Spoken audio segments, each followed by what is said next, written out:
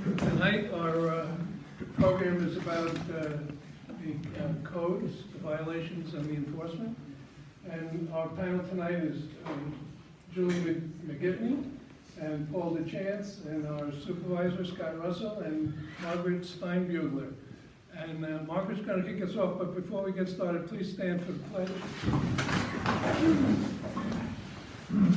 Pledge allegiance to the flag of the United States of America and to the republic for which it stands, one nation, under God, indivisible, with liberty and justice for all. Thank you. Margaret single-handedly compiled all the information that you're going to see, and she created this program on her own, and it took months. So please welcome Margaret Steinbugler. Thanks. Can everyone hear me okay? Yes. Good. Yep. Thanks very much to Mattituck Laurel Civic for inviting me to speak and for including this distinguished panel. Charlie was very generous with credit. I want to say this effort was a team effort, and all 4 team members are here. They include George Mall, Ann Murray, and Charles Welly. And I did put most of the slides together, but everybody contributed their ideas and thoughts to come up with this slide deck. So I'm going to talk a little bit about why you should care about code enforcement. We'll look at some data on different kinds of code complaints. We'll look at code enforcement today, kind of a snapshot. And I say today, but probably it's code enforcement as of a few months ago, because we have a whole new set of town attorneys who might be doing things differently. We'll do a deeper dive into some of the more frequent complaints, as well as some visual complaints. And I'll wrap up with what you can do if this is a topic you want to act on. So why should we care about code enforcement? 3 elements. It came up in the comp plan development process. It was commented on a lot in the North Fork Civic Survey that was conducted last summer.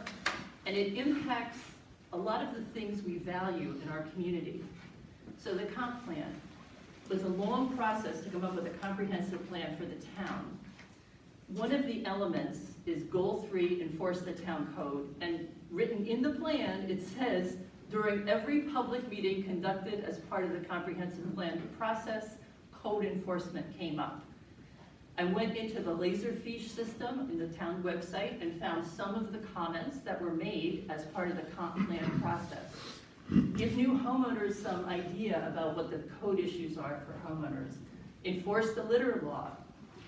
More enforcement is needed for water quality and water activities. Are new regulations being suggested, are they enforceable? Do folks come from outside of town, such as landscapers, and not know what the code is? So those are some comments that came up in the comp plan process. I also mentioned that code enforcement came up in the North Fork Civic Survey that was conducted last summer.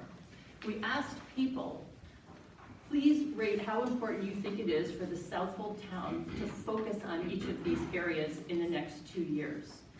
And we asked people to pick 3. So you couldn't pick everything, you had to pick 3. Well, 13% of people said it's important to enforce the town codes, and 8% said it's important to enforce short-term rental regulations. So there is a lot of interest. It's not quite as high as some of the other things like preservation, but higher than many other elements or issues the town could work on. Thirdly, also related to this North Fork Civic Survey, just as in the comp plan process, there were a lot of comments made, free-form comments. This is a snapshot, this isn't all of them, but it's not important to have codes unless the town will enforce them. Please enforce the lighting code, hire more code enforcement personnel. We're weak on code enforcement and the codes are vague. Raise fines on codes to finance an army of code enforcers. Protect the rural character, enforce codes for outdoor lighting, protect the night sky, enforce town codes with real penalties. Sometimes we see one-off exceptions, and it gives the perception that the town isn't serious about stewarding the environment. So these are not my words, these are the words of people that took the North Fork Civic Survey. One other element of the survey asked folks, what do they value most in their community? And the top 3 selections are listed over here on the left. Natural beauty, rural character, and quality of life. I will show you a chart that shows what the top complaints are relative to the code. So when people call up Paul's office and say, or talk to a code enforcement officer, I'll have a list of the top complaints. But take my word for it, from number 1 to number 8, they are illegal rental, illegal construction, lawn and yard issues, unregistered vehicle, fence, noise, sign, dark sky. If I somewhat subjectively take each of those issues and rank them against what the community values most in their neighborhood, a green, subjective, but this was my judgment, a green on that issue impacts one of the things has a high impact on the things we value. And a yellow has kind of a medium or indirect impact. Well, all these kinds of violations, directly or indirectly, affect the things we care most about, the natural beauty, the rural character, the quality of life. So that's why we should care about code enforcement. So now I'm going to move into some of the data. Thanks to George, we got Freedom of Information Law data on code complaints made to the Code Enforcement Office from, I think it was January 2019 through August of 2021. This is just the number of complaints that come in per year.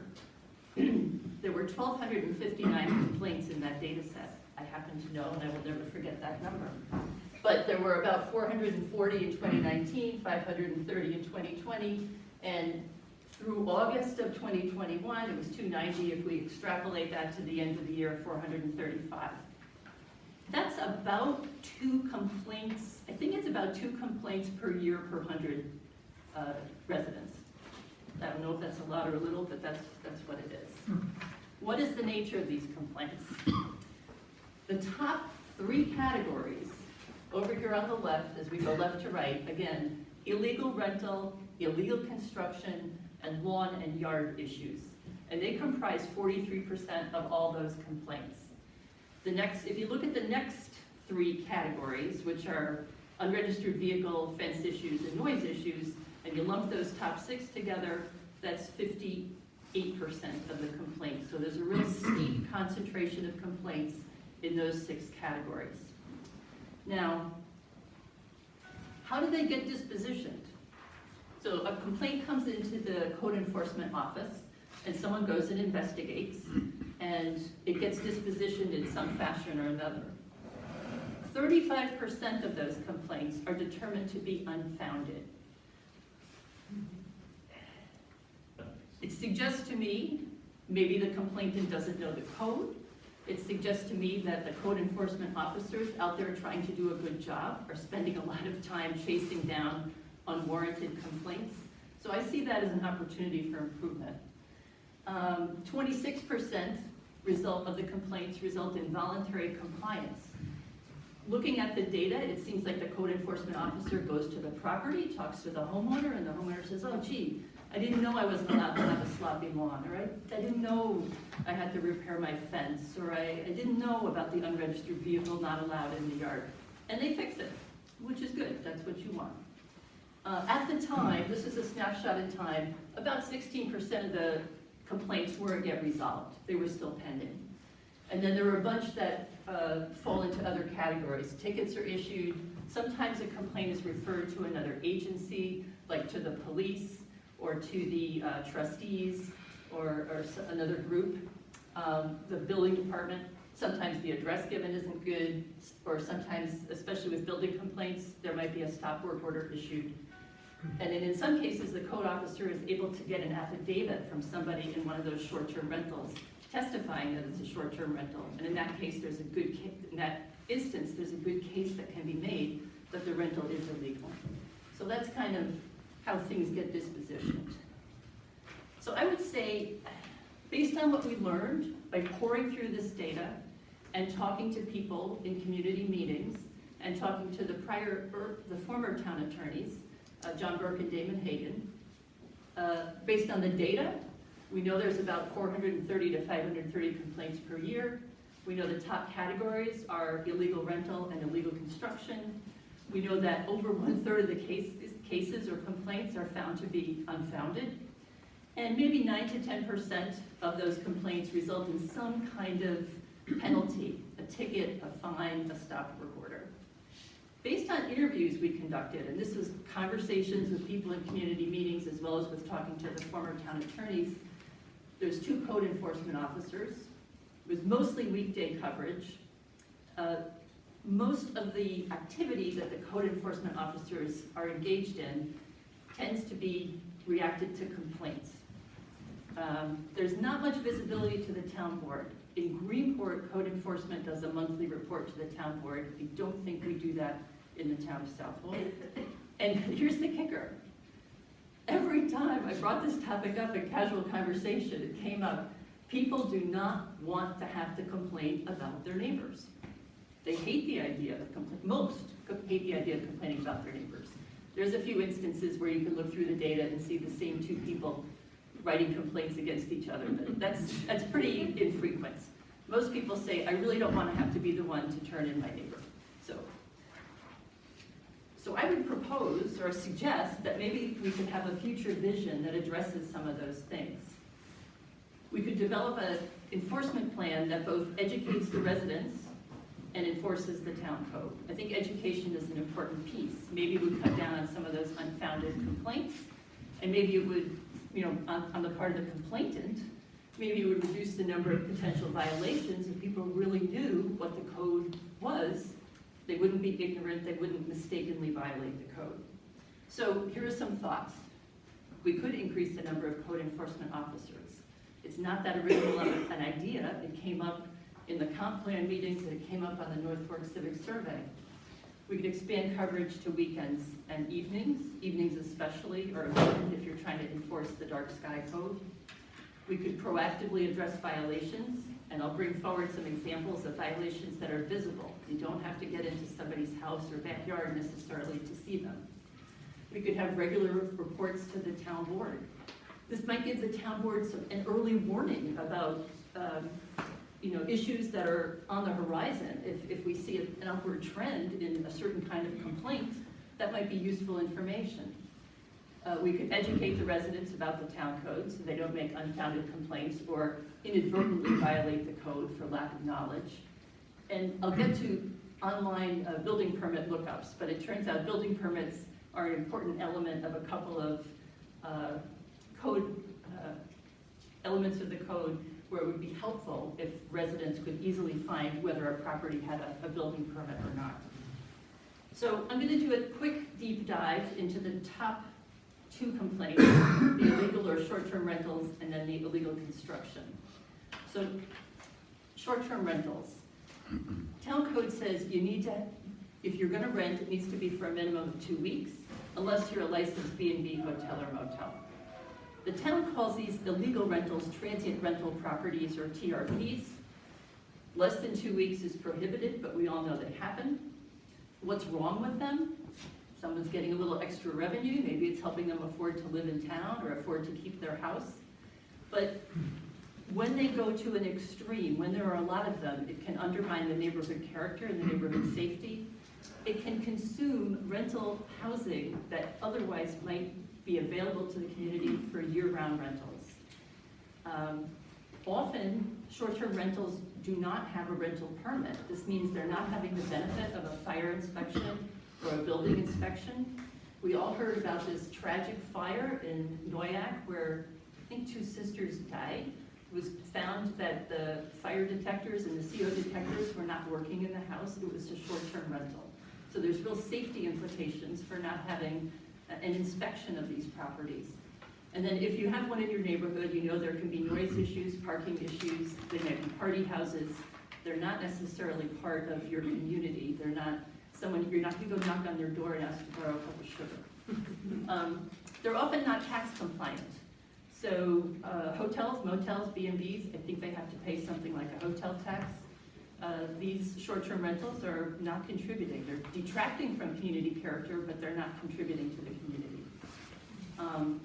You probably all know that there's a housing plan being drafted by the town of Southwold, and the housing plan notes that Airbnb and other short-term rentals are removing rental housing units from year-round, reducing the pool of year-round rentals, and often it's the rentals are the lower price housing option that helps get people, homed, helps get people in a home. So it's a real problem. We have a quick East Marion example. We found 55 short-term or transient rentals available in East Marion as of February. East Marion is only 2.2 square miles, so 55 and 2.2 square miles seems like a lot. And if I believe if I go by the data in the comp plan, I believe that's about 5% of East Marion housing units. So 1 in 20 homes in that hamlet is on the market for short-term rentals. And the revenue, on average, is $580 a night. It can be very lucrative, so you can see why people do it. So the really hard part about transient rentals and trying to enforce the code is that I believe it's very hard to prove that somebody is renting their house for less than 2 weeks. The town code says that advertisements of transient rentals will be used as evidence, but it doesn't mean it can't be refuted. So some ideas. Maybe we could require a rental permit number to be included with the rental listing. Maybe on these short-term booking sites, one could impose a 2-week minimum. I went on Airbnb night before last. I tried to book 4 nights in a row and a random week in April. Sometimes I could book. Sometimes I got a pop-up that said 10-day minimum. Sometimes I got a pop-up that said 2-week minimum. So the software is there to impose a 2-week minimum. If we required short-term rentals to apply that 2-week minimum, maybe that would help the problem. Another angle here is that if you get a certificate of occupancy for your property, it certifies that the structure and use of the land is in compliance with all state and local codes, regulations, and requirements. I don't know if that offers us a lever, but could the threat of losing your CO help bring people into compliance? Perhaps. We talked about 55 short-term rentals in East Marion. In the town of Southold in February, there were about 775. And if you compare the short-term rentals on short-term booking sites like VRBO and Airbnb, those are plotted here by hamlet in blue. And the legal rental permit, multiple listing service offerings for rentals are in red. You can see how those blue bars far outnumber the red. Short-term rentals are swamping the rental market. So another thought is there are services, Granicus is one, there are others, that offer what they call host compliance software.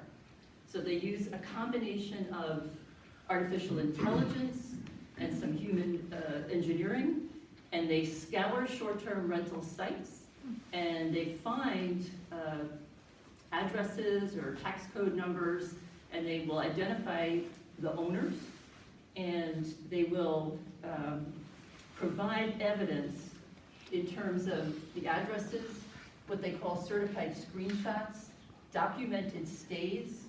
This is a screenshot of one of their slides, but in some cases, they're able to document that short-term stays occurred, and the president of their company will actually sign an affidavit attesting to that. They tell us it holds up in court. I don't know if it does, but that's what they say. And they will even do the follow-ups of contacting the owner, asking them to cease and desist, following up with second or third warnings, and warning them of fines.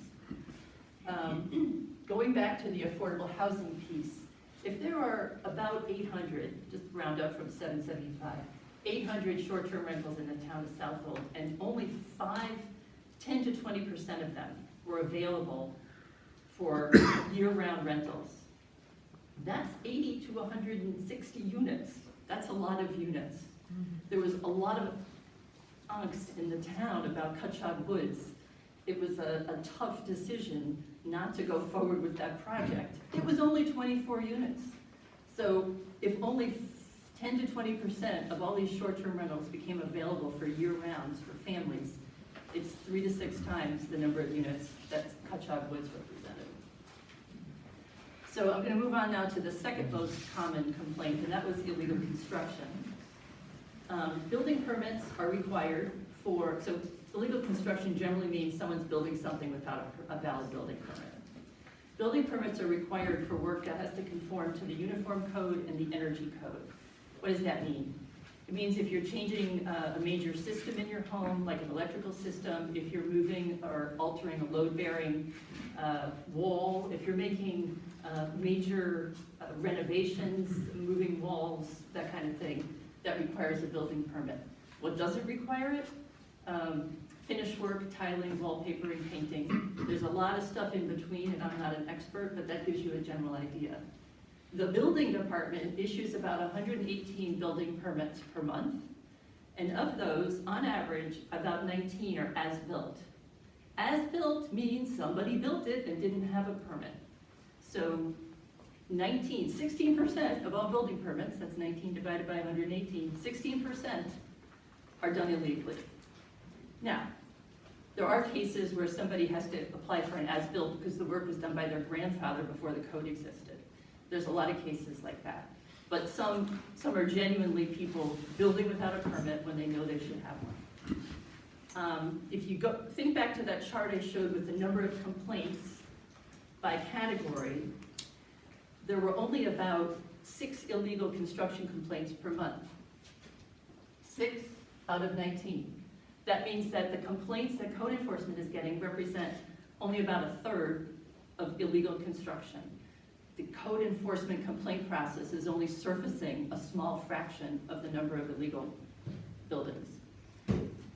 I'll also say in interviews, anecdotal evidence suggests that building permits are not uniformly displayed. You have to display a building permit if you have one and you're doing building.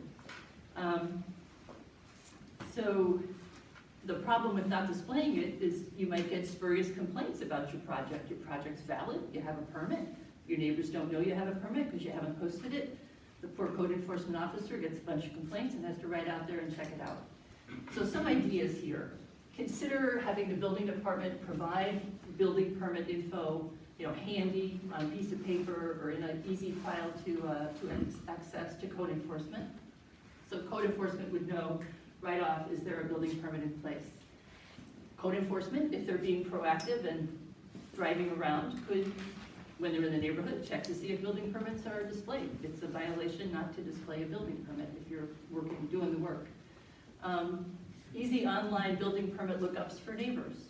If somebody sees some construction going on next door, rather than call code enforcement and complain, they could look up in an easy format and say, oh, the building permit is in place, maybe I don't need to complain. So that potentially could reduce invalid complaints and increase the likelihood that neighbor complaints are valid. I would suggest, I think we all agree that perhaps fines or fees should be increased for self-created as-built permits. That's not the case where grandpa, changed a wall and it never got inspected. This is the case where somebody knowingly built, modified without a permit, and it was entirely a self-created problem. Also, perhaps consider finding the contractors, not just the owners, but the contractors who perform the illegal construction. So noise was the 3rd largest complaint. This is another tough one, I think, to enforce. What the code says is that noise that causes harm is prohibited, and also noise that disturbs a reasonable person with normal sensibilities. And that kind of translates to a quantification of less than 65 dBA during the day and less than 50 dBA at night. When is day and when is night varies a little weekday versus weekend, but that's the general gist of it. 50 dBA is a quiet conversation, a quiet office, or a quiet refrigerator. And 65 is normal conversation, so maybe I'm at 65 now. It's the 6th most frequent complaint. There were about 2 complaints per month in the period of time for the data that we had. No tickets. This is a tough one, I think, to enforce. We also, through a FOIA request, got noise complaint data from the police department. So in that case, we had the data from January 2019 all the way through August 2022. On average, there were about 20 complaints per month. So 20 compared to 2. The police are getting 10 times more noise complaints than the code enforcement offices. Of all those 871 complaints over those 3+ years, 3+ years, 2+ years, 4 tickets were written. 3 for parking and 1 for noise. So a lot of effort goes into chasing down noise complaints, but there isn't a lot of, the enforcement seems disproportionate to the number of complaints. So some thoughts. Maybe we should consider whether live music is allowed everywhere it currently is. We could ensure that police officers have functioning noise meters. Maybe they do, but maybe they don't, I'm not sure. This may not fully address the problem, but it sends the message to the town that the town is serious about enforcing the code. And it also might have the effect of teaching the neighbor who complained that what seems loud to him or her is not that loud based on the noise meter. So it might be as much about educating the public as it is about enforcement. And perhaps we could collect data on locations with repeat complaints and make sure that we ticket repeat offenders. So those are tough ones, they're not easy. Now I'm going to move on to violations that are very visible. One of the suggestions or items to consider, some of the comments from the survey and the comp plan process suggested hiring more code enforcement officers. Well, what are they going to do? They could be proactively going after some complaints, some violations that are very visible. So I have 2 quotes here. Public order is a fragile thing, and if you don't fix the first broken window, soon all the windows will be broken. So I'll say, illegal temporary signs are like broken windows. You tolerate them here, soon they're popping up everywhere. Lighting, non-compliant lighting, you tolerate it here, maybe it pops up everywhere. Next, Tom Landry, Dallas Cowboys football coach, said, you get what you demand and you encourage what you tolerate. You encourage what you tolerate. If we put up with all these visible violations, we're just going to get more. And it encourages, I think, a general sense of non-compliance with code. So first one, signs. The town code says no more than 1 exterior temporary sign at a time and not for more than 90 days. So 3 in a row here at a particular restaurant up on the North Road, 3 in a row here at a gas station up on the North Road, 1 here, and Scott shared with me that agricultural uses are exempt, I think. So I'm not sure if the firewood is ag or not. So this one may not be valid, but the others I think are violations. The lighting code. A lot of people really take the dark sky code to heart. You saw some comments from the survey as well as from the comp plan process. Let's preserve the night sky. The code, which was passed in 2010, says there's a requirement for area lighting to have what they call cutoff luminaires. That means that, if this is your light fixture, if this is the bulb can't extend below the plane of the light fixture. I think that's roughly what it means. And it also says you have to turn non-essential lighting off within a half hour after the close of business or when it's not in use. You may all remember a cover story in the Suffolk Times from last August where the Dark Sky Coalition was saying, we really like to see Chapter 172 enforced throughout the town, not just based on code violation complaints. So they're asking for proactive enforcement. So 2 pictures up here, just landscape lighting, uplighting, unnecessary. It's not there for anything but decor, I think. Lower right-hand shot, a home in Southold. It's lovely. It was built in 2017, 7 years after the code passed, and is, I think, non-compliant. So if somebody were driving around evenings and were able to spot those, they could issue warnings and then on repeat violations, tickets. Trailers and recreational vehicles. The town code says you can have one, but it should be in your rear yard, and there are some setback requirements. These are 2 photos within a mile of my house of trailers parked in front. This one in particular has, you might not be able to see it, but it's plugged into a power source. So not only is it in front where it's not supposed to be, it looks like it's being used for dwelling, which is also a violation, I believe. Boat storage.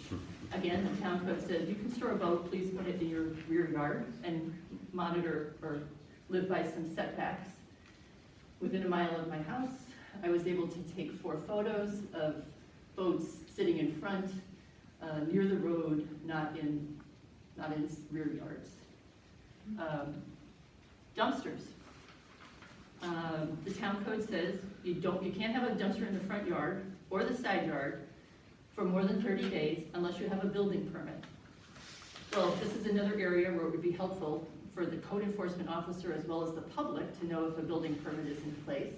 But here are some photos. These 3 are from East Marion, showing a dumpster, in a side yard or in front. In some cases, like this, it actually looks like it's sitting on pavement, as though maybe they have prepared a spot for the dumpster. And this is one on Main Baby Road in Southwold. So they're not hard to find. People have dumpsters. I guess they generate a lot of trash, but that's not code compliant. So I would say for consideration, for visible violations that we just ran through, signs, lights, RVs, boats, dumpsters, I think proactive enforcement could really help. And some of it might be educating the public that what they're doing isn't compliant, and maybe there'll be some good voluntary compliance. I think it would also help to expand code enforcement coverage for evenings and weekends, evenings in particular for the lighting code. I think it might be helpful to track complaints and observations by property, issue warnings, and then perhaps issue tickets on repeat violations of the same type at the same location.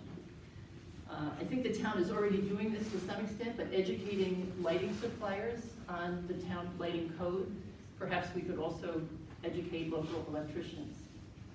And when it comes to illegal construction and the dumpster violations, knowing if a building permit is in place would be a helpful thing. So making it easy for the public as well as the code enforcement officer to find out, is there a valid building permit for the property? And just, I think we already went through some of these, but in general, a few more code enforcement officers. If we need to, we could increase fines and fees perhaps to help defray the cost. I think giving the code enforcement visibility to the town board so the town board can see what the nature of complaints are. Are they changing over time? Are there some popping up that didn't used to be complaints that are a sign of an emerging problem? That would be helpful. Educate the public. We talked about creating, is there something like a town code for dummies? Look at these most heavy hitter complaints and summarize in simple language what the code requires, what it allows, what it doesn't allow, and share that with the public so there are not inadvertent, kind of innocent violations.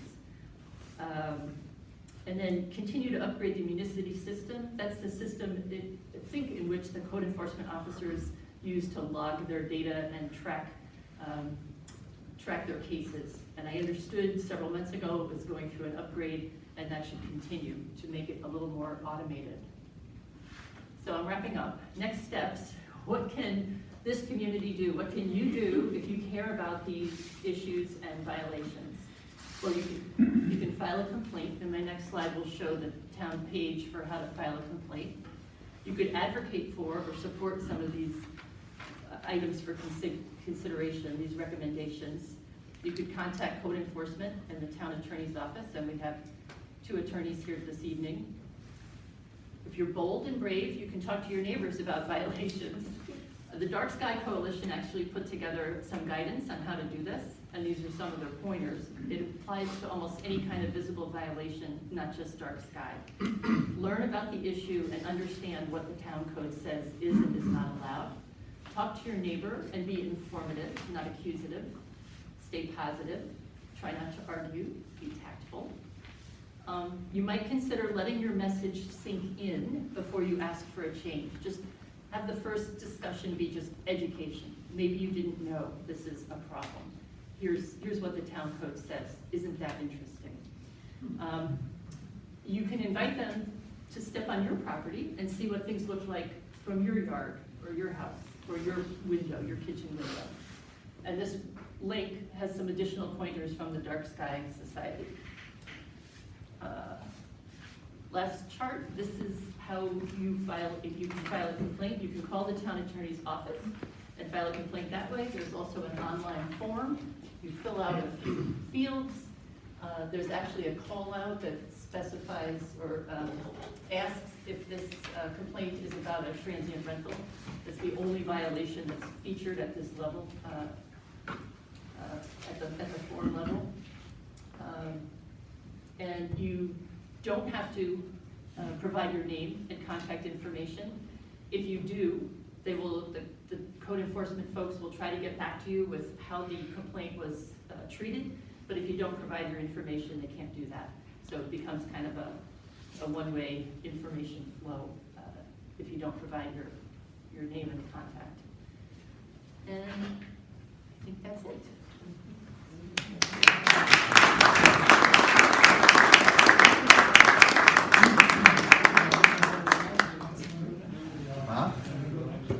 Yeah, actually, there's a issue of code enforcement, I think a little bit more complicated.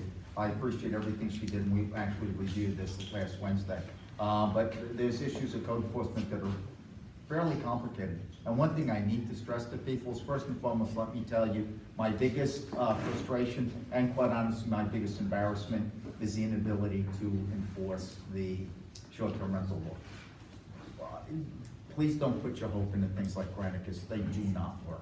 But again, we can have that as a separate discussion at some point in the near future. And the best way to confirm that is that every violation, in order to be enforced, and frankly, a fine to be issued, would have to be done before a local justice. Simply ask them, all right? They're not going to accept most of what Granicus produces. So this is the challenge. You see something on Airbnb. If you see something on Airbnb, it's not a violation of the town code. The intent to violate the code isn't the same as violating the code. So, and I've had a discussion with several people in this room in the past, how do you prove it? Well, first there's an issue of whether they're simply advertising because they are gonna go 14 nights, which is a few of them. Some are, well, they're gonna rent for 2 days, but gonna block out the other 12 days, so that equals 14 days. Now, is that a violation of the code? Maybe it's certainly violating the original spirit of the code because it did require a 14-night rental, but at the same time, it did accomplish one of the goals or one of the concerns that we had when we originally passed that legislation, which was people's concern over the regular turnover, the uneasiness of having people come and go on a weekly basis. So if you're renting for 2 nights, but then it sits frozen for another 12 nights, it sort of satisfies that goal. But again, I'm not saying that it's appropriate, I'm just saying there are benefits to every drawback. One of the things I would also say with regard to enforcement itself, a lot of these numbers need to consider a couple of things, and I think there was some references here. First of all, a code complaint does not mean a code violation. An as-built permit does not necessarily mean a willful or intentional effort to violate the code. There are many instances where the as-built permits are issued to houses, already had the building permits years ago, and the building permits expired, and the COs were never issued. There's all sorts of reasons. There's no doubt that a lot of construction takes place without permits, and nothing frustраtes me more than the arrogance of that, just like the arrogance of short-term rentals. People that buy and they know the rules and want them. There are people that don't know the rules, and I think there was a mention earlier about, well, these are people that maybe didn't know what the code was in terms of the complaints, while the complainant maybe didn't know what the violation was, or that it wasn't a violation. Well, it works the other way too. Sometimes the homeowners don't know what the violations are. Also, one thing is, to give you an example of the perceptions, I get a lot of, incidentally, to bring the town board into it, I would love to, because Lord knows I never hear about code enforcement at town hall. Probably one of the biggest complaints I get is all of these aspects, all inclusive. People have perceptions such as the noise code. They read the noise code and they somehow think that the noise code protects them from having to hear noise. That's not true. And the idea of what violates the code and what doesn't can be subjective. Even when you get the noise meter app, the noise meter, as we found out, has an imperfection. It doesn't capture the bass, and the bass is really what drives a lot of people nuts. Secondly, a lot of the noise, it is excessive. It actually would violate the code. The problem is it might be a special event. Special events specifically preclude or exclude or exempt those events from the noise code. And we did that. We have a lot of wineries out here hosting events and things like that. They're all exempt. So maybe some of this discussion doesn't just have to be about what, how do you enforce better code? How do you do this? Maybe some of the discussion has to be what makes sense and what doesn't. And I'll give you the example, the stored boats. We're a marine community. And to require all the boats, particularly the trailered ones that are neat and registered, to require they be stored in the back, maybe doesn't make sense. Maybe we should allow them within certain parameters to be stored right in the front. There, that's something you need to understand, that a lot of people can't afford several grand a year storing them at a marina, and they can't get them into the backyard. There's all sorts of things. So some of that we need to ferret through here and say, what really has a fundamental impact on community quality and what doesn't. Some of the stuff is aesthetic. I think we have a very good record on dumpster enforcement. I'm surprised to see a few of those, but we get out there very quickly when we see code violations. And trust me, when I proposed and we adopted the violation or the prohibition of dumpsters in the front yard, we got a lot of pushback. So we make sure that we're on top of that enforcement. There's a lot here that I can talk about. I'd rather go to the question part. I could sit here and talk about things that are important to me. I'd rather talk about things that are important to you. And the best way of doing that is to take those questions. I do want to take a quick effort to introduce Paul DeChance and Julie McGivney. They're both actually, Julie's a resident from East Marion. And Paul is actually he's a West Ender, but we're going to give him the designation as local because he's owned a house in East Marion for many years. So, congratulations. That's Yeah, so let me just add a couple of words. First of all, it's been 20 years East Marion, and I would say part-time resident. So I feel like it's good to have a perspective of being outside of Southhold. Because coming in, I just heard your supervisor say that he's embarrassed about short-term rentals. This is an issue that is, that every town, especially the East End towns, but even those up west, are addressing. I mean, Hempstead, Islip, Southampton just looked at their short-term rental code and made some changes to it. Brookhaven, where I had worked for many years, is in the process of revamping their short-term rental code just to address the issues. The presenter did a nice job. The research was done well, but it didn't, as Scott said, it didn't give you all the detail as to why some of the issues look like they do in numbers, because you don't have the background to it. For instance, you saw a number of open complaints regarding short-term rentals. You know why? Because they're hard to document. We see. Concluding that there's a short-term rental is much different from one of our attorneys in justice court proving that there's a short-term rental. I agree, the program that was just described, is Granicus, it has its issues, and there's a problem with getting its conclusions and findings admitted into court. There are things that can be done. We are looking at them. I'm new to this, so I'll accept what's gone on. But I will tell you that this office, through the recommendation and request of the supervisor and the town board, is to address quality of life issues. Those are, and then the two were specifically noted, short-term rentals and these building without permits, building without trustee permits, building without the permit from the building department. They are what we see the most, and they are what we intend to address most seriously. Some of them are difficult to address. The short-term rental, because it's hard to document. The noise complaint, because you know why? When we go to code enforce, the noise is gone. They need to be addressed, but some of it has also to do with education. Not only educating the alleged violator, but also the complainant. I will go to my office 5 days a week, and 3 of those days, there's an online complaint from the same person about the same lane. All of those numbers, three a week for a year, turn into a lot of numbers, and they'll show up on charts like these as no one's doing anything. but, you know, I just opened the page. You know that your lighting code applies to luminaries installed, replaced, or repaired after the effective date of the statute. So what may be pre-existing does not have to be altered to meet the code until there is a modification, a new site plan, a reinstallation, or a repair. The complaint that I have 3 days a week is about a porch light that's left on that code enforcement has determined does not violate the code, except there's an issue between the two neighbors, and this is how they want to fight it out. So if we didn't have to deal with those types of complaints, we could address the ones more fully that are the real complaints, the complaints that need to be addressed. So part of it is education. I agree with you, it was pointed out. You should all know that the town code is accessible on the town's website. You can open up the town code and educate yourselves as to what the requirements are. For instance, before making a complaint, because many times the complaints are not a violation of the code.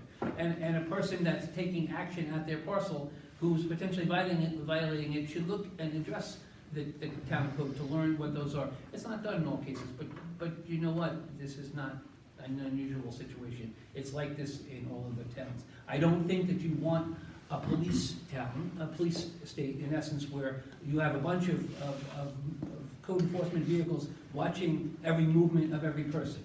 You want to address the most significant issues. Those are the quality of life issues. That's what I've been asked by the supervisor to address, and that's what my office will do. And Julie McGivney is here because you'll see her most often in Justice Court currently, and we just look forward in that fashion. Let me just quickly add to that. First of all, there is no doubt we could do a lot of the low-hanging fruit without complaint driven. The banana, whatever they call the ribbon signs. A lot of those signs are in front of agricultural operations, so there is no, they're not prohibited by New York State Ag and Markets Law. We can't interfere with the advertising of an ag operation. A lot of them, yeah, they are violations. We had actually done, I think, pretty well reeling them in over the years. The problem was we loosened the rules because of COVID, and we're coming out of that now, but we're trying to get businesses back up and running, so we took a lot of the rules and we set them to the side, and we said, you know, look, do what you got to do to get people back in your doors. Okay, we're past that now, and certainly I agree, it's time to go out, knock on doors, and tell people take your signs in, because they're not allowed. We'll do that. You know, a lot of that stuff we can do without complaint-driven stuff. So we'll certainly do those things. I just want to ask about the signs. Does it matter if the sign is on the property or on the town property when a sign is posted? Like the ribbon signs? Well, the ribbon signs, there are a lot of construction signs. You know, I see signs all the times that are, that are on town property instead of being on the property that the sign is for. And I'm wondering if that makes any difference. Yeah, you're talking about in the public right of way? Yeah, I guess in the public right of way. Well, theoretically, you really shouldn't be erecting anything into a public right of way, but if you go through the community and see all of the incursions into the public right of way, it's very difficult to take one or two and make an example out of them. Certainly if it's an unsafe circumstance, or it interferes with other public functions, or the impacts on neighbors and things, we'll certainly do something about it. But I gotta tell you, there's a lot of fences, a lot of flower beds, a lot of bushes, a lot of Belgian blocks, a lot of everything in those public right-of-ways. And unless we're all willing to reel them all back in, it's very difficult to go out and get the ones unless they're really over the top and in your faces of some of them, without a doubt. When people ask questions, please raise your hand and then speak loud enough for everybody to hear you. Julie, do you want to say anything first? Well, Paul addressed it, that would be the attorney that's mostly handling the justice court violations, so. Yes, ma'am. Hi, my name is Laura Clary, and I chair the North Fork Dark Sky Coalition. We've been dealing with these violations, obviously, for years, and the Chapter 172 of the Town Code, the Exterior Lighting Code, you can just sense my frustration right now because we're all volunteers. I mean, we're volunteering at this meeting today because we care about our community. And there really needs to be a 15-day requirement in which Town of Southold has to respond to the code enforcement complaints. We have submitted so many complaints over the last year and a half and still have not heard about so many of them. For instance, Southold School District. In January of 2022, we wrote a detailed letter, presented it to Southold School District, CC'd Supervisor Russell and all the town board members, as well as code enforcement. Then we followed up, since nothing was done after that. We followed up with an official code enforcement complaint in June. Still nothing, even though it was even documented in the Suffolk Times article about the North Fork Dark Sky Coalition. And in February of 2022, Southold Town Board said that they were going to focus code enforcement on a targeted area, as well as acting on Chapter 172 throughout the entire town. And that they were supportive of overtime of 1 to 2 nights per month of 4 hours each for code enforcement to follow up on these lighting complaints. And we've seen nothing. Another obvious example of Chapter 172 violations are at Mullen Motors and Lucas Ford. So as per town code, unnecessary lights include parking lot lights of a business, and they have to be turned off within a half an hour after close of business. We've all driven by Mullen Motors, we've all driven by Lucas Ford, and you see those lights are always on. We submitted complaints for both those on December 30th, even though we thought it was quite obvious and didn't need to submit a violation complaint, but we have. We still haven't heard back. And so it's just kind of frustrating because we're volunteers, and these are so obvious that we shouldn't even have to submit a complaint. Well, what happens when a bank or a automobile dealer wants to have his lights on for security Well, purposes? first of all, that's a good example, in that the unwarranted lighting at night could be considered a subjective term. You are allowed to have security lighting. There's no prohibition on the code for security lighting to secure your property. That's allowed. The Southold School District example, I actually contacted them probably within a day of hearing from you, and we talked to the superintendent, and they were gonna redirect the lighting. That was actually put up, I think, as security lighting by PSCG. No, we went to we presented Yes, we our did. letter in January, and then we went to another school board meeting 2 months later, spoke to the superintendent, and he said nothing of that. And those lights are still violations all over.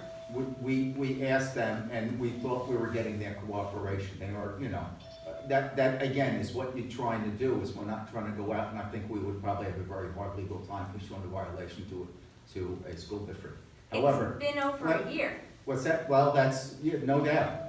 That's a good example again, though. You are deciding for yourself what's a violation of the code, rather than. No, it's not, those No, lights let are me- not fully shielded, they are not focused downward. They are a clear Okay, but violation. you're allowed to have security lighting, all right?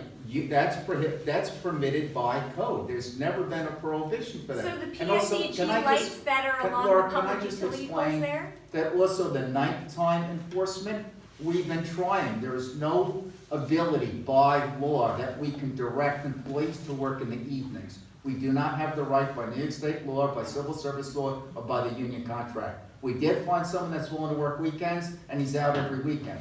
We'd love to have night enforcement. We'd add all of the money we need. I'd certainly pay all the overtime I'd have to, but I cannot make people work at night. That's the legal reality. When the light is on an angle like this, it is obvious that it is not a fully shielded light, because that means that the light is directed downward. So you don't even need to go at night to see that it is a violation. And with the lights that are uplighting signs and uplighting trees, you see that those lights are visibly there. I agree with all of that. I'm not arguing those. I'm just saying some aspects of what your examples aren't necessarily of a float So you're violation. saying at But I do- Lucas Ford and Mullen Motors but that those lights need to be on for the safety of those cars? No, what I'm saying is you can't presume it's just because they're on, it's an automatic violation. We have But heard can I- nothing from code enforcement. Can I just get, okay, you're right. You deserve responses, and I promise you when we get back, we'll make sure you get them.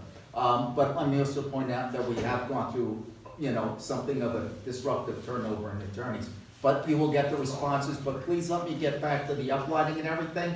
I agree 100%.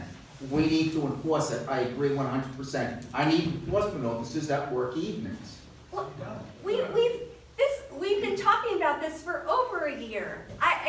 And now you're saying with Mullen Motors and Lucas Ford that you're going to get back to, or your office is No. going to get back to us, and then you're going to say it's for safety purposes. It makes no sense because now you have lights that can be put on motion sensors, right, and can even see at night. So why do you need those really bright lights in a residential, that abuts to a residential Well, now that area? this has come to mind, I will look into it and get back to you. Certainly, every violation that you see or conclude that it is a violation may or may not be, but we certainly can't address every one of them if we don't know which ones they are. So no, don't need to go further.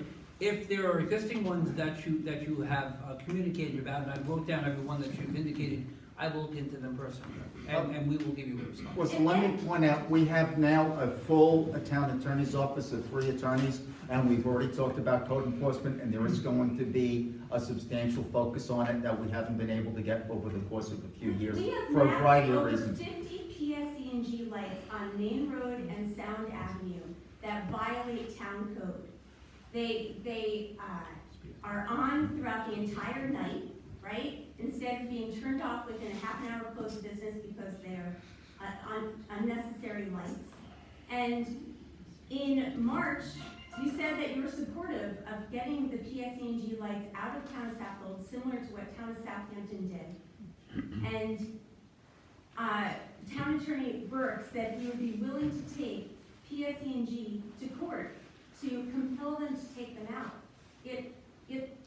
No other step has been taken. It's just,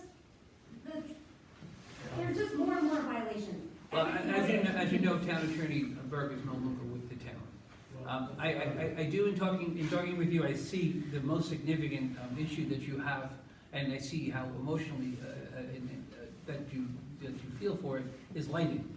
5 minutes from now, I'll talk to someone else about short-term rentals, and someone else about building code violations. You see, when you're addressing all of these things, it's very hard to just concentrate on one particular one. I think that you want to invite us to do that. I don't think that we can. Yes, we've been waiting months, and if you've lived in East Marion for 20 years, you have driven by these violations. You know they're there, and so I would think that you would want to see them corrected. Would it be He's useful? worked for the town for less than 3 months. Everything you've said is legitimate, but saying, well, he's been driving by, first of all, I think he goes west, not east. Secondly, the reality is, the guy's been working for the town for less than 3 months. He's just addressed your concern. He recognizes the emotional components and how important this is to you. And he did say now that things are written down, he'll address it. And it's But not just for important less to than me, it's 3 important months, to now the you're going to the point of unfair. That's the reality. If you're holding someone accountable because you say they drive past a code violation, No, I'm you're just holding saying them that it's accountable. obvious that all these violations are around town. I'd like to ask if it's useful when they file a complaint for a lighting violation, if they attach a photo with the complaint. Would that be of any use? It wouldn't hurt. It would help. You can certainly take a photo of the fixture itself, because as you pointed out, in some instances, you can determine a code violation by it not being shielded. I was told that code enforcement had to see it themselves. Even if I took a video of the light being on and fully documented with my lumens meter and my Kelvin meter, that it is violation, that doesn't matter. That code enforcement has to actually go out and do it themselves. And you were told by an attorney who no longer works for the town. So now that we're aware of it, please give us an opportunity to address it. But they don't even have the equipment to measure light. So They how are they do. gonna- We do have it. No. Yes, we do have it. Chris was up first, then Gene, then Dave. 2 questions. So first, my name is Chris. First question is, during COVID, I wanted to file a complaint online about a neighbor that was digging out a basement by hand with no permits in sight. And when I went on the website, there was language about the sunshine law, so it was never really clear if I put in my name and address if my name would be exposed to the neighbor. And I don't know if that, I haven't gone back to the website, so I'm not sure if that's been, the language has been changed, or what exactly does it mean, the sunshine law vis-a-vis when you're making a complaint? I will tell you, sir, that you can file an anonymous complaint online. And it will be addressed as seriously as one that is filed with a complainant, with a complainant's identity. We do have, I believe that we brought an example of the online filing form. If you have any question about it, we'll be happy to talk to you once the meeting is finished to show you how to do that. There was my opinion was there was a misinterpretation of the law, because the law did change by previous attorneys that said that your name had to be available as a complainant to any party that was more or less a defendant. I don't think that was the case, but just so you know, in your case, I take the complaints and then I submit them as if they're my own to shield anybody from the interpretation of the law at that time. I had actually submitted your complaint to the building inspector, who did go out and look, and I don't know what his determination was, but at the time, the town attorney had said, look, you have to make your name available to the defendant. I didn't believe that to be the case, but that was the legal advice we had to operate under. Okay, and then the second is just a quick question. So, there are several houses that have gone up recently with permits, and they have an inordinate amount of lighting. So it's not clear to me how, when the building inspector goes out to give them final CO, that he doesn't see all of the light fixtures on the outside of the house. And also, it's not, again, I understand that lights have to be pointed downward, but these are like, let's say, lights in the eave, let's say over the garage, that are pointing down, and it's not just one or two, it's like 6. You could read the New York Times, outside. So, again, I know about shielded lights, but what about when they're like hi-hats in the soffits and whatnot? Are those allowed? Yeah, there's no prohibition from having the lighting. It's when you're operating the lighting to the extent where it's pointed. But you can have all the lighting fixtures you want. They There's have no to be less than prohibition. 3,000 Kelvin. So if it's a really blue light, that's illegal. Jean? I just wanted to say two things. First of all, because you are new to this, the lady introduced herself as part of the Dark Sky Coalition, and they're particularly, that's all they're about, is lighting. So that's number one. Number two, because it's been this gap of anybody in the town attorney's office, and because of the level of frustration, is it possible that you folks could take some time and sit down with this lady or somebody else from the Dark Sky Coalition and just run down all of these things? So they have an opportunity to get it out to fresh ears, and then you guys can move forward with it. We would be happy to do that, and maybe before we leave, we can arrange for a date and a time where that meeting can be held. Excellent idea. Dave? Dave Bergen from Cutshug, on behalf of the Park District. Just one thing with Dark Skies, we reached out to PSE&G because they put lights up at one of our parks that is obvious violation of Dark Skies, and we didn't want it, and we have no success in getting PSE&G to assist us with that. So if you are going to deal with PSE&G and all, and you want a friend in your court, just contact the Park District. Yes, sir. Yeah, hi, Adam Supernant. I'm in South Pole. I'm a business owner. I own a small winery tasting room in Cutshug.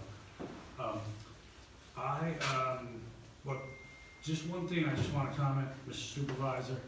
We expect better from our elected officials, and code enforcement issues I know are thorn in your side, but we expect that, and I know I've worked with you, and I know how much you believe in the letter of the code, and that the code it should be enforced.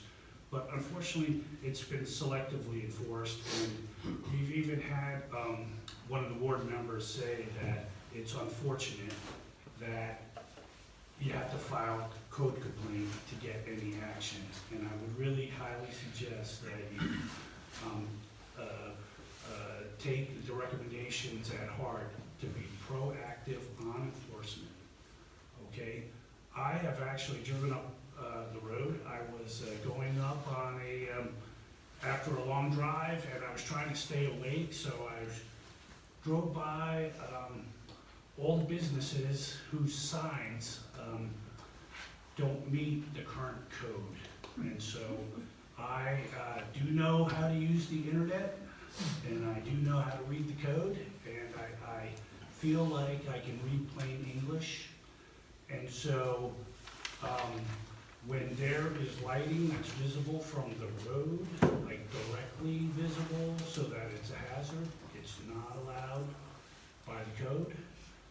When farms, I don't know how this jives with ag and markets, but a farm, a nursery, is not allowed to have a lighted sign except during business hours. And we see, unfortunately, even people in my business who have that violation.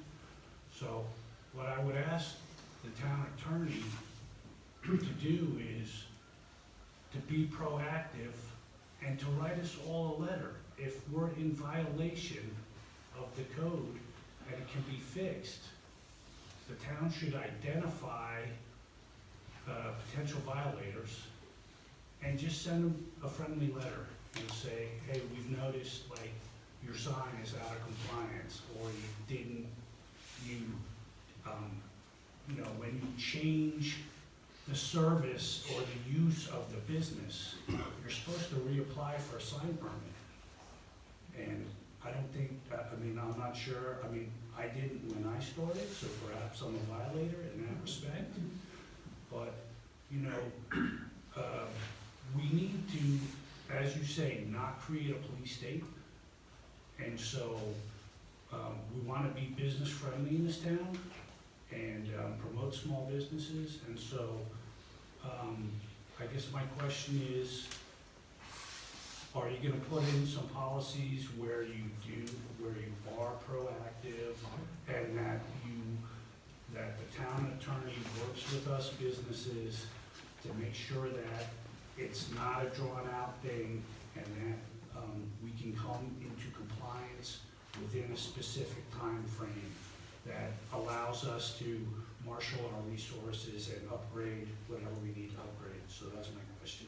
I think everything you said is 100% correct, and it really should be our next course of action. I agree with everything you said, no doubt. And I think in that regard, that's a good way to go on. I don't want to use the word go on the offense, but that's a good way to be assertive, because it's a way of letting the owners know that we're not here to punish you, but we are expecting compliance. And this was your opportunity to know what the violations are, and then you got a specified time to correct them. I think that's an excellent suggestion. And if I can add, there are notices of violation that go out currently. The first action by a code enforcement officer is generally not a ticket. It's a notice of violation, advising the owner that there appears to be a violation and it must be corrected within a certain time period, and then with no response, the ticket will issue. I would just follow up. It shouldn't have to go to code enforcement. The town should be proactive. Everything you said. And fix the broken windows. And I agree with you before they're all also. broken. I agree with you also, and let me just suggest also that you are all the eyes and ears of the town, so that if you're seeing a violation, please report it to us. I'm hearing some of the lighting complaints may have not been addressed as quickly as was desired, but where you see a violation, please report it to us. And I agree with you, Adam, that we shouldn't sit back and wait for that on a lot of these things, and that's what I would call the easiest slam dunks, but I agree with you 100%. We'll come up with a policy like that, but I do need, and it is a struggle to find people that will work at night. Weekend seems to have been a little easier, but we'll certainly continue to work on it. I can't stress how much I agree with, that's exactly the approach we should be taking. Thanks, Adam. I'm Stephen Kiley. I first want to thank everyone for coming tonight, Supervisor Russell and the attorneys. And we do have some great attorneys that they hired, so just give them a chance to start addressing this code enforcement. Code enforcement is under the auspices of the town attorney's office, and I think some good things are going to happen in the future. But you blew me away with your presentation. I've been in land use municipal law 20 years. I was chief prosecutor for 3 different municipalities. I'm currently the Shelter Island town attorney. And the grasp you have on enforcement and the breadth and thoroughness of your presentation was great. And I want to thank you for that. Granicus, you shouldn't even go down that road. On Shelter Island, we've had it, spent a ton of money on it, and it was useless. So I agree with that. The thing here is you have to have the will as a board, and you have to have the resources. So you need code enforcement officers, you need boots on the ground. So when you say, you have code enforcement officers, but they contractually, they can't work nights, you're gonna have to hire somebody part-time to work nights. You're gonna hire, and a lot of these complaints, quality of life complaints, things happen on the weekends. So you may need more than just one part-timer on the weekends. So these are things you should contemplate, and I think it'd be very important for the town board to see this presentation, or if they have copies of it, because it is a good starting spot for debate amongst the town board members. Thank you. So proactive seems to be the word tonight, and I agree with it 100%. And I'll tell you why. Ever since we had the ban on the gas-powered leaf blowers on Sunday, every Sunday we have landscapers in our neighborhood doing it. So it's clear cut. It's not about noise. They're breaking the law. But my neighbors, who most of them are elderly this time of year, they don't want to confront those people. So I made it my business to confront every one of them. And this is what I learned. You go there, and they go, I don't speak English. So I go, well, who's the boss? The boss not here. Well, where's the truck? Who do you work for? So they have this routine. This is 8 times, by the way, on Sunday. So they're very slippery. So I waited for the trucks to come back, and the boss gets out, and I said, look, it's Sunday. You're breaking the law. And you know what? They start up the leaf blowers, and they go on their way. So my neighbors don't want to confront the landscapers, because they're also confronting the neighbor that's using the landscaper. Think about that. If he stops the work, that other neighbor is going to be ticked off. So I think you should send letters to every landscaper that you know exists in the area and remind them of the rules. And then when they break the rules, there should be no warning. There should be a stiff fine.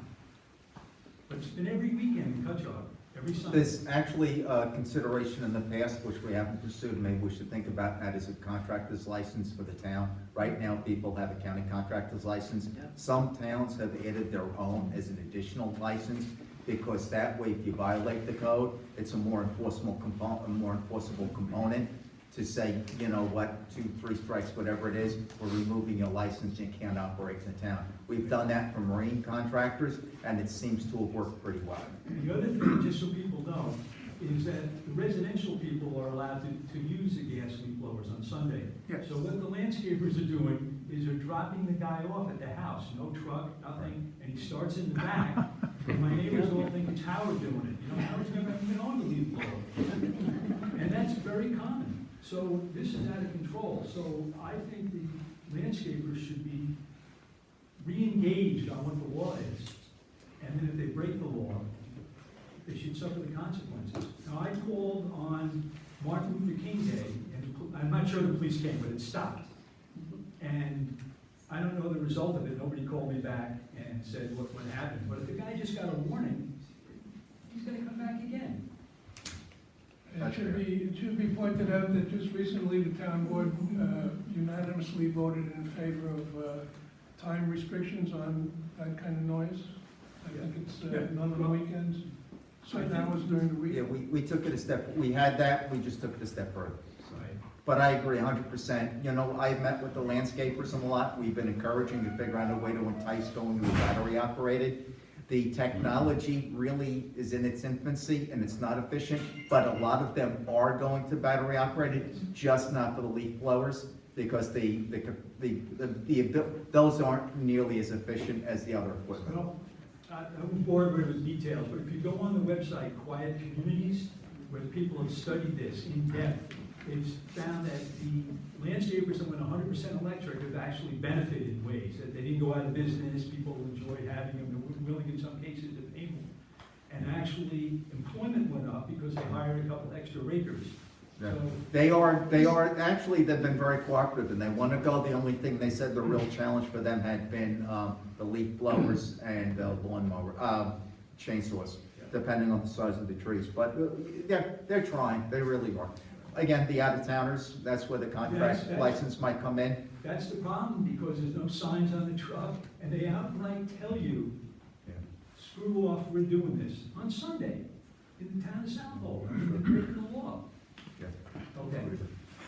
Yeah, just to give you an idea of how much this community's changed from the demographic outside of the code enforcement issue, is that we've probably had 1,000 new applications since the pandemic because of people moving out. They were trying to find everything they could to rent, and the people, there was so much money to be made that people, I know people that were renting, boats and things to live on. There was the pandemic, the panic to get out of the city. That's just a side anecdote. That really has nothing to do with this side, but.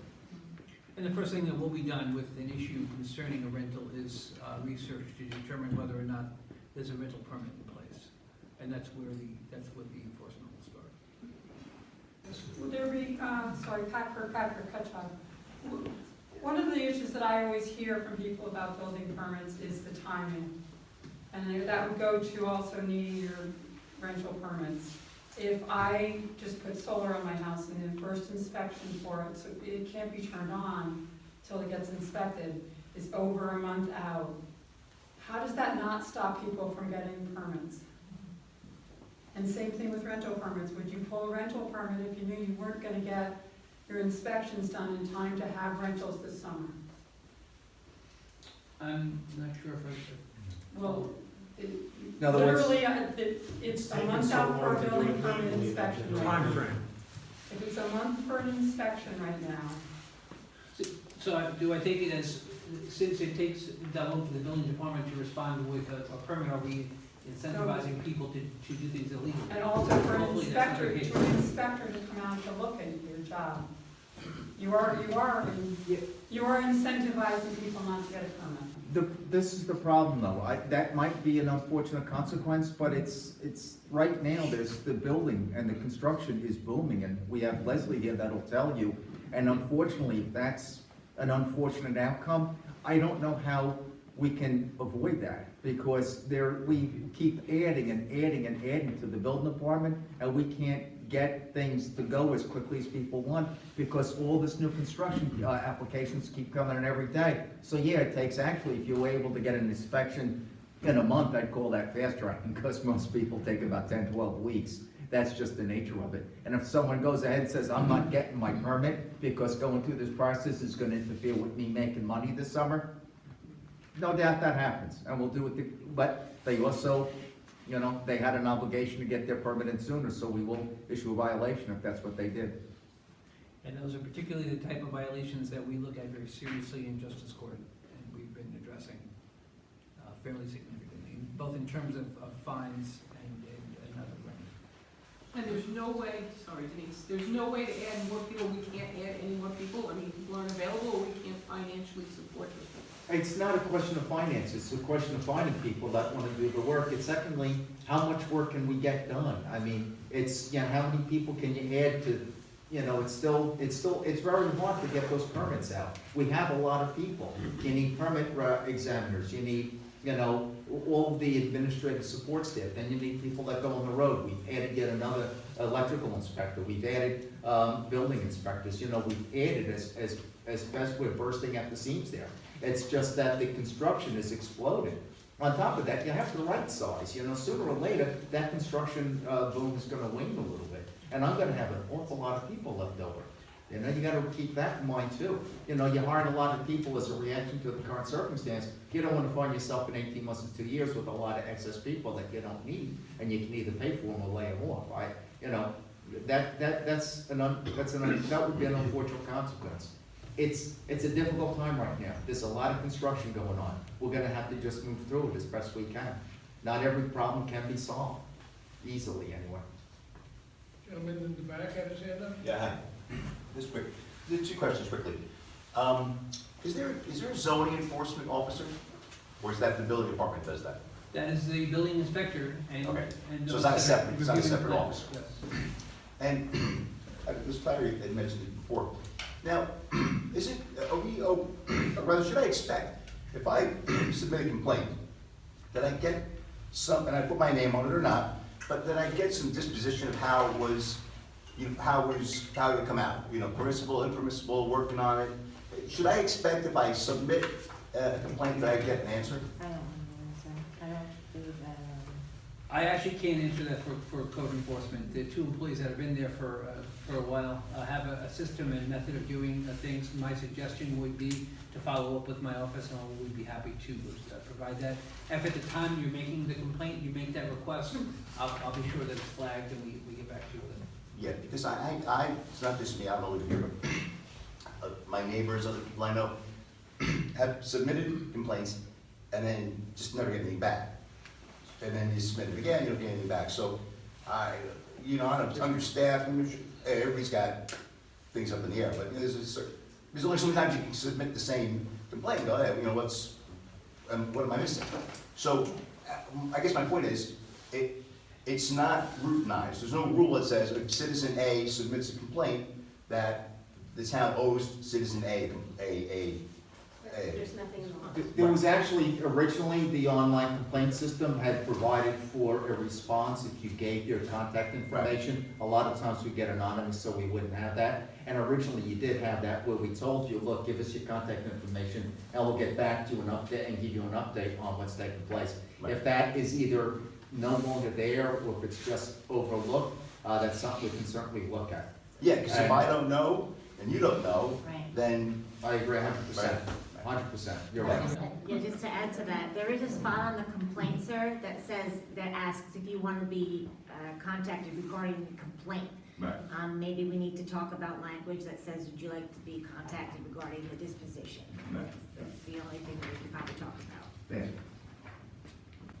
Yes. In your presentation, you mentioned that the police in some cases were getting much more phone calls than code enforcement. In the case of noise Yeah, complaints, is that because they know the police are always there and? I suspect, I suspect, and this is a hunch, but I believe much of the noise is generated in the evening, and in particular, weekend evenings. So, And the code enforcement folks are typically not available at those times. is it appropriate to call 911 on a code violation? It seems like. No. They're not necessarily calling 911, they might be calling the police non-emergency number. Okay. There is Yeah, I such a would, number.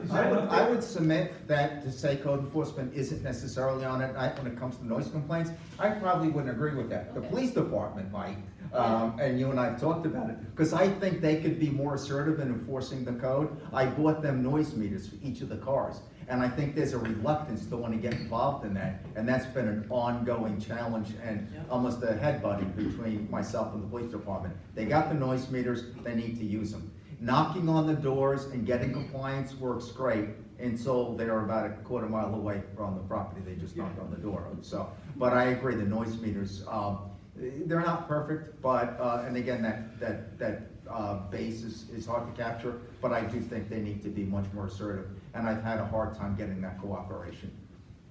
We'll step up, we'll step that up. We're commissioners, and I think we're getting, as a board, we're getting more used to exerting our will a little bit more than we used to be candid, to be frank. Yeah? Yeah? And Paul, or the supervisor, explained why Granicus evidence isn't any good, because in our preparation of all this data, we did speak to some other town officials in other eastern towns, and one or two of them said that they were accepting, town justices were accepting Granicus evidence. So we're unclear as to how this can be enforced if that's not the way to go.